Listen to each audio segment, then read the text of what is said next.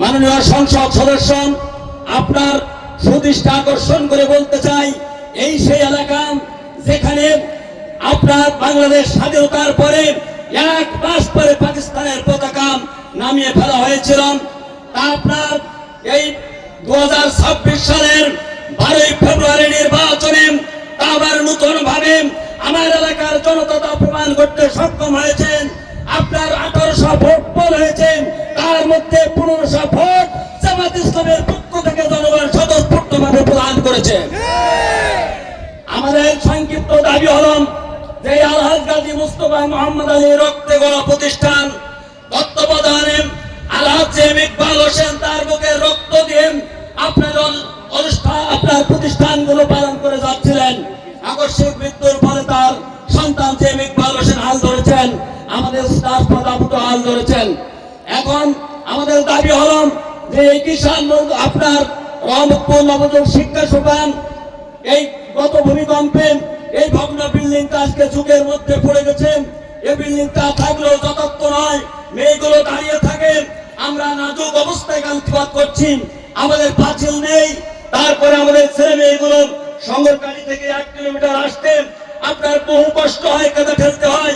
সোতার থেকে আপনার পর্যন্ত 1 কিলোমিটার মাঝখানে নববিকৃত কৃষ্ণনগর বাজারের মাঝখানে অল্প রাস্তা, সেই রাস্তা আপনার বর্ষাকালে মানবতার জীবন যাপন করতে হয়।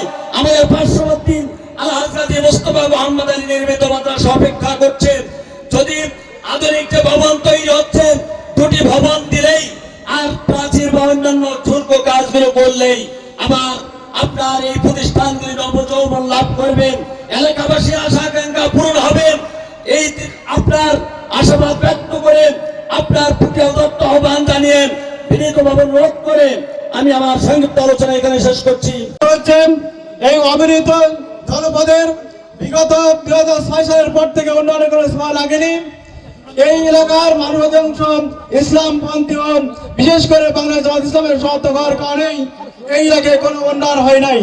এজন্য আমরা যেহেতু আপনারা নির্বাচিত হয়েছেন, আর বিশেষ করে 8 নম্বর ওয়ার্ড এখনো পাকিস্তানের খতম, সেই পাকিস্তান থেকে এখনো সেই পাকিস্তান বোঝা আছে। 1800 ভোটের ভোটে 1500 ভোট দিয়ে মানুষ দেখে দিয়েছে যে এখনো এই 8 নম্বরের মানুষ ইসলাম পন্থী পাকিস্তান পন্থী আছে। যাক, আমরা কথা বলতে চাই না ভাবে, আমরা চাই এই মানুষের প্রাণের দাবি আপনাদের মাধ্যমে এই এলাকার অবরত জনপদের বিশেষ করে রাস্তাঘাট, স্কুল কলেজ, স্কুল এবং মাদ্রাসা আছে, কাজগুলো অপূর্ণ আছে, সেগুলো আপনাদের মধ্যে পূর্ণতা অর্জন করুক আশাবাদ ব্যক্ত করছি। আর সাথে সাথে এই কিশোরীর মানুষের বিশেষভাবে আতঙ্কিত সন্ত্রাস এবং চাঁদাবাজের কারণে এই বিষয়টা আপনি মাথায় নেবেন এবং নবনির্বাচিত মাননীয় জাতীয় সংসদ সদস্য এবং পার্শ্ববর্তী সাতক্ষীরার মাননীয় জাতীয় সংসদ সদস্য ওনাদের 2 জনের আজকের এই গণ সম্বর্ধনায় আমরা বাংলাদেশ জাতীয়তাবাদী দল কৃষ্ণনগর ইউনিয়ন শাখার পক্ষ থেকে ওনাদের জানাই আন্তরিক ভাবে মোবারকবাদ।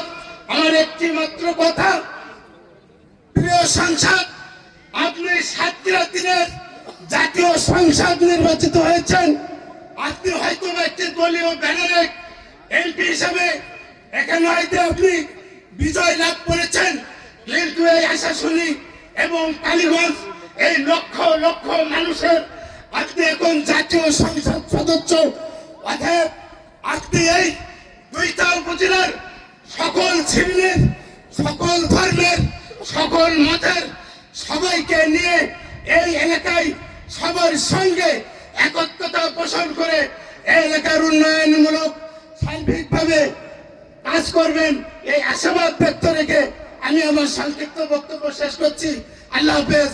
বাংলাদেশ জিন্দাবাদ, বাংলাদেশ জাতীয়তাবাদী দল জিন্দাবাদ। কোনো সমস্যা হয় নাই। তো আসলে আমি একটু বলি, আমরা আসলে যে সংখ্যালঘু, আমরা এই সংখ্যালঘু আর থাকতে চাই না। আসলে আমরা সংখ্যা গুরু হয়ে আপনাদের সাথে মিলেমিশে থাকতে চাই। তো আসলে আমরা যে ফুটবল হয়েছিলাম, ফুটবল হয়ে প্রায় আসি, আপাতত এই ফুটবল এ গোলে লাতি আর ও গোলে লাতি এইটা যেন না হয়, এই আশাবাদ আজকে ইউনিয়নবাসী সহ আমার এমপি মহোদয়ের কাছে রাখছি। তারপরে আরেকটি কথা বলবো যে এই কৃষ্ণনগর ইউনিয়নের 9টা ওয়ার্ড, এই 9টা ওয়ার্ডের 3টে বৃহত্তম সার্বজনীন দুর্গাপূজা মন্দির, কিন্তু এই মন্দিরের কেন্দ্রীয় মন্দির আমাদের বাজারে প্রতিষ্ঠিত। এই মন্দিরটি অবহেলিত, এই মন্দিরটি রাঘব বলে অনেক সম্পদ, দামি সম্পদ অনেকে ছিনিয়ে নিয়েছে। যেটুক আছে এই মন্দিরটি এমপি মহোদয় খেয়াল করবেন।